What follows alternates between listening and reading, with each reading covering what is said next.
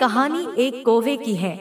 एक बड़े विशाल जंगल में एक कौवा रहता था। बड़ा ही खुश और अपनी मस्ती में मस्त में रहता था। वो समझता था कि इस जंगल में सबसे सुंदर मैं ही हूँ। पर एक बार उसने देखा कि उसे ही सुंदर पक्षी दिखाई दिया। कौवा उस पक्षी के पास गया।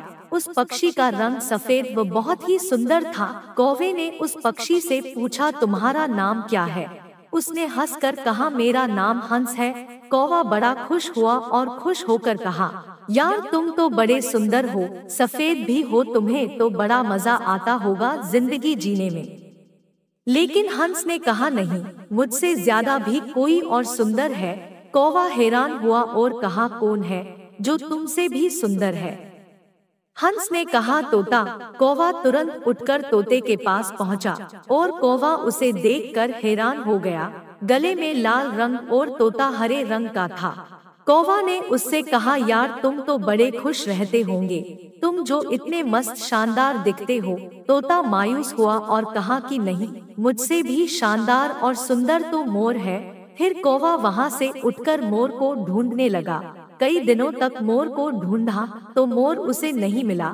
लेकिन कुछ दिन बाद उसे पता चला कि मोर तो शहर में एक चिड़ियाघर में है। तो कौवा चिड़ियाघर पहुंचा। फिर कौवा ने मोर को देखा, काफी लोग मोर के साथ फोटो क्लिक कर रहे थे। यह देखकर कौवे को जलन हुई। कौवा मोर के पास गया और बोला कि यार तुम्हारी जिंदगी में तो मजे ही मजे हैं। तो मोर ने कहा कि किस बात के मजे? मैं भले ही दिखने में बहुत ही शानदार और सुंदर हूँ, लेकिन मेरी पूरी जिंदगी इस बंद पिंजरे में ही गुजरने वाली है। मोर ने कौवे से कहा कि यार तुम बड़े किस्मत वाले हो, तुम खुले आसमान में जहाँ चाहे वहाँ जा सकते हो। अगर तुम्हारी जगह में होता तो बहुत ही खुशी से जिंदगी गुजरता।